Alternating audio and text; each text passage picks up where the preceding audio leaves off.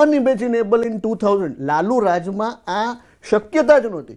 સાંજે 5 વાગ્યા પછી એવું કહેવામાં આવતું, ઇવન ભાઈઓ પણ હોય તો એમ કહેવામાં આવતું ઘરની બહાર ના નીકળશો, નહીં તો કિડનેપિંગ થઈ જશે, ફિરોતીની વાત આવશે, રંગદારીની વાત આવશે. તમે આખો એ તેજસ્વી યાદવનો રાષ્ટ્રીય જનતા દળનું કેમ્પેન જુઓ. कट्टा फिर से आएगा, बिहार में फिर से कट्टा चलेगा, हम रंगदारी करेंगे, એવા એડ કેમ્પેન થાય. જે લાલુ પ્રસાદ યાદવને 22 વર્ષની જેલની સજા થઈ છે જુદી જુદી કોર્ટો દ્વારા આ ઘાસચારા કૌભાંડમાં, એની સાથે તમે ગઠબંધન કરો અને પછી આખા દેશમાં કોંગ્રેસ કે રાહુલ ગાંધી નીતિમત્તાની વાતો કરે તો બિહારની જનતા સમજુ જનતા છે, એને ખબર પડે છે. લેન્ડ ફોર જોબનું સ્કેમ છે એનું તો ચાર્જશીટ ફ્રેમ થવાનું છે હમણાં ડિસેમ્બરમાં, 4 ડિસેમ્બરે. એક મોટા સમાચાર, બિહારમાં ફરી મોદી અમિત શાહની રણનીતિ સફળ સાબિત થઈ છે. બિહારમાં મોદી શાહનો પ્લાન સફળ રહ્યો છે. ફરી એક વખત એનડીએનો જાદુ. અમિત શાહે બિહારમાં કુલ 35 સભાઓ કરી, જેના પરિણામ આજે ભાજપને મળી રહ્યા છે. બિહારમાં ફરી એક વખત પ્રધાનમંત્રી મોદી અને ગૃહમંત્રી અમિત શાહની આ જોડી સુપરહિટ સાબિત થઈ છે. આ 191 નો આપ આંકડો જોઈ રહ્યા છો, એનડીએ નો આ આંકડો છે અને હજુ પણ આગળ વધી રહ્યો છે. जो बुझी है उस विशेष प्यास की, ये जीत है बिहारियों के अरदास की.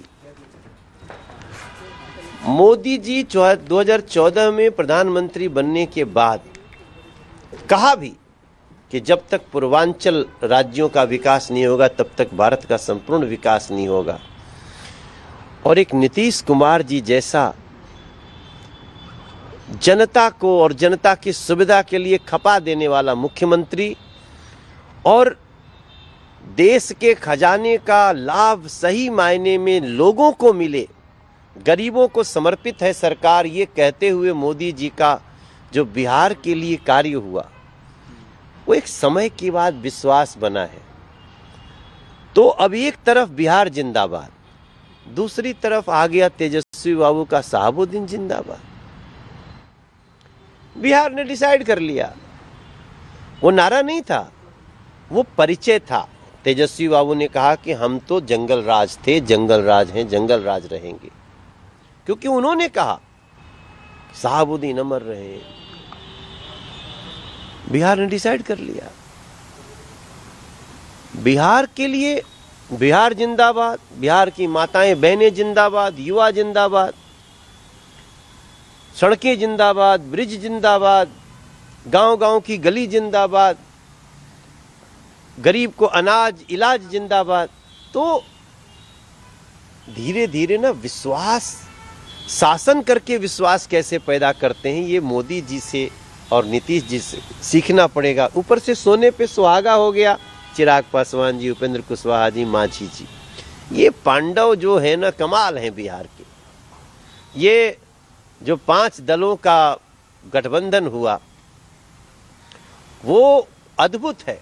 और मैं जानता हूं, मैं भी रुझान पर बोल रहा हूं, लेकिन रुझान भी मैं इस समय जब बोल रहा हूं तो 12:15 हो रहे हैं और 12:15 का रुझान बहुत महत्वपूर्ण होता है. सर, इलेक्शन से कुछ महीने पहले अपोजिशन के सारे बड़े नेता काफ़ी लोकप्रिय उभरते हुए दिख रहे थे. तेजस्वी यादव जी, युवा की आप देखें, मीडिया में देखें, पॉडकास्ट में देखें, तो ऐसा लग रहा था कि कहीं ना कहीं बात बन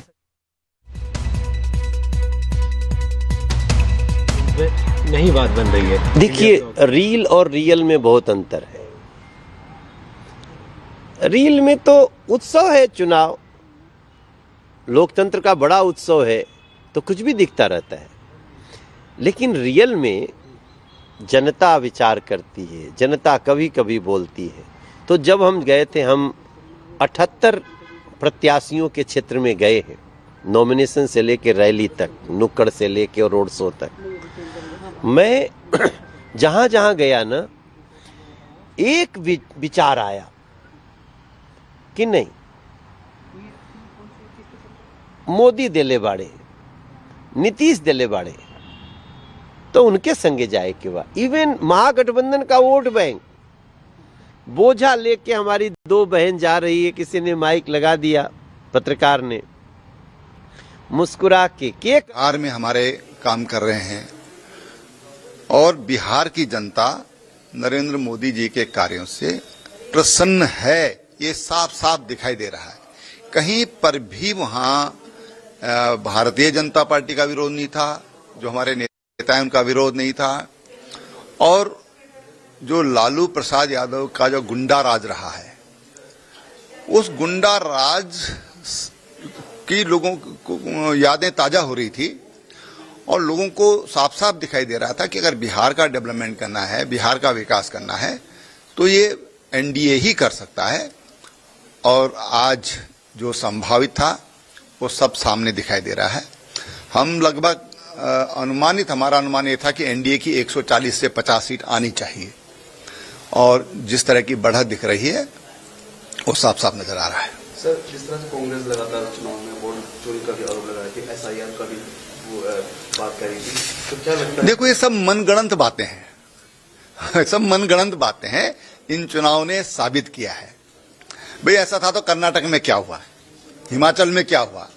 तो इस तरह के मनगढ़ंत आरोप लगाने से काम नहीं चलता। काम धरती पर काम किया, और कांग्रेस का जो शासन भारत ने देखा है कि देश के अंदर किस तरह से विकास को रोका गया, किस तरह से जो देश को तोड़ने वाली ताकतें हैं उनको किस तरह से उपकृत किया गया, ये साफ साफ भारत ने देखा है। और नई पीढ़ी इस चीज को बहुत अच्छी तरह समझती है कि इस देश को अगर कोई संभाल सकता है तो एनडीए संभाल सकता है, कोई देश को संभाल सकता है तो नरेंद्र मोदी संभाल सकता है। लगता है कि अब की बार ये वो सीधा और आरोप लगाने शायद स्टार्ट भी हो जाएगा कि वोट चोरी का ये आरोप लगा, तो किस तरह देखते हैं? नहीं, मैंने कहा ना, सब मनगढ़ंत आरोप हैं।